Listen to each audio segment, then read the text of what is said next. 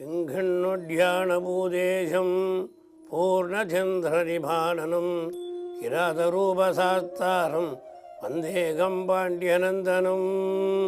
சுவாமியே சரணமையப்பா. சிறிய கெஜ்ஜைகள் கோர்க்கப்பட்ட மேகலை இடுப்பில் தரிப்பவரும் பூர்ணச்சந்திரன் போல் ஒளிபவரும் பிரகாசம் உள்ளவரும் ஒரு பயங்கரமான வேடனின் ரூபத்தில் உள்ளவரும் பாண்டியர் குலத்தை பாவனமாக இயவரும் சாஸ்தாவை நான் வணங்குகின்றேன்.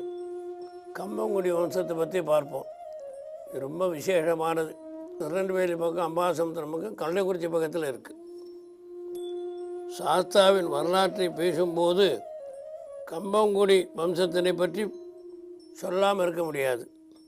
சாஸ்தாவின் பேரொழி பெற்ற விஜயன் என்ற அந்தணனின் வம்சத்தில் வந்த ஒரு அந்தணன் அவன் மனைவியுடன் தென் தமிழகத்தில் கரந்தையர்பாளையம்னா இன்றைக்கி கள்ளக்குறிச்சின்னு சொல்கிறது.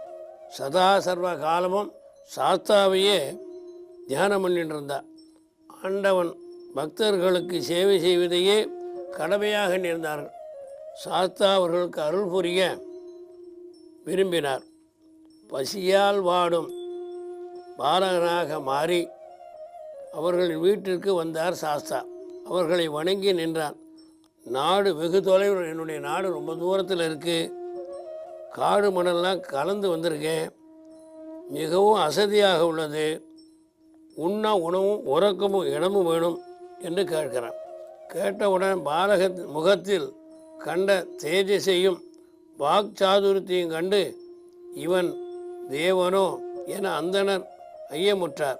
மகாசாஸ்தாவை அதிசயமாக வந்திருக்கிறார் உள்ளுணர்வு சொல்லியது. தன் மனைவியை அழைத்து அந்த பாலகனுக்கு உணவு அளிக்க கூறினார். அவளும் அச்சிறுவனை அன்புடன் அரவணைத்து தாங்கள் உண்ணும் எளிய உணவையே ஊட்டி மகிழ்ந்தாள். தங்கள் வீட்டிலேயே அப்பாலகனுக்கு தங்க இடமும் அளித்தார்கள். தம்பதியரின் எளிமை, நேர்மையை, அன்பு தொண்டு ஆகியவற்றை அடிமையான இறைவன் தன் சுயரூபத்துடன் அவர்களுக்கு காட்சி கொடுத்தான்.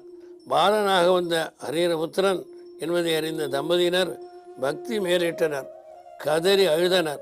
சாஸ்தாவிற்கு தொண்டு புரியவே தங்கள் குலம் தழைக்க வேண்டும் என வேண்டினர். அவர்களின் சுயநலத்தை அன்பில் ஈர்க்கப்பட்ட சாஸ்தாவும் தனக்கு ஏற்ற அடிமைகளாக விளங்கி அவர்களிடம், உங்களுக்கு நான் கடமைப்பட்டவன், உங்களுக்கு நான் அடிமை சாசனம் தந்து கம்பங்குடி என்ற ஸ்தானம் தருகின்றேன். கம்பங்குடிக்கு வம்சத்தினை இன்றும் ஐயப்பனுக்கு அடிமையாக அவர்கள் அளித்த உரிய சாணத்தை வாழ்கின்றார்கள்.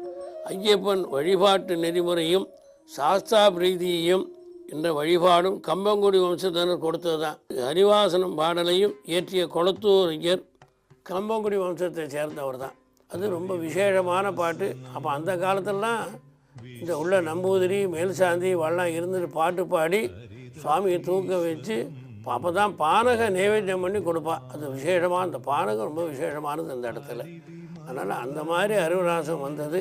நிறைய பேர் அந்த வம்சத்துக்கு அடிமை சாசனம் எழுதி கொடுத்ததுனால அவன் கையிலேருந்து விபூதி வாங்கினா போகிறோம். நிறைய விஷயங்கள் தெரிஞ்சவா. கம்பங்குடி ஜெவந்தி, கள்ளக்குறிச்சி பக்கத்தில் ஜெவந்தியூருங்கிற ஊரில் இருக்குது. அவர் நமக்கு அவர் ஒரு பெரிய பொக்கிஷம். அவர் மலையாளம், தமிழ், இங்கிலீஷு, சான்ஸ்கிரிட் இது மூணும் தெரிஞ்சவர்.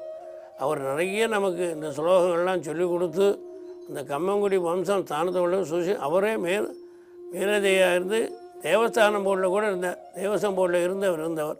அதனால் அவர்னால் அந்த கம்பங்குடி இந்த காலத்தில் அவருடையனால் தான் நமக்கு இந்த நிறைய புத்தகங்கள் தமிழில், மலையாளத்திலலாம் இந்த சாஸ்தாவை பற்றி பேசக்கூடிய அளவுக்கு நமக்கு இன்றைக்கி இருக்குன்னா அந்த கம்பங்குடி மீனாட்சி சுந்தரமூர்த்தி சேர்ந்த ஒரு பெரிய பொக்கிஷந்தான் நமக்கு. அவர் தான் லைப்ரரியாக இருந்தார்.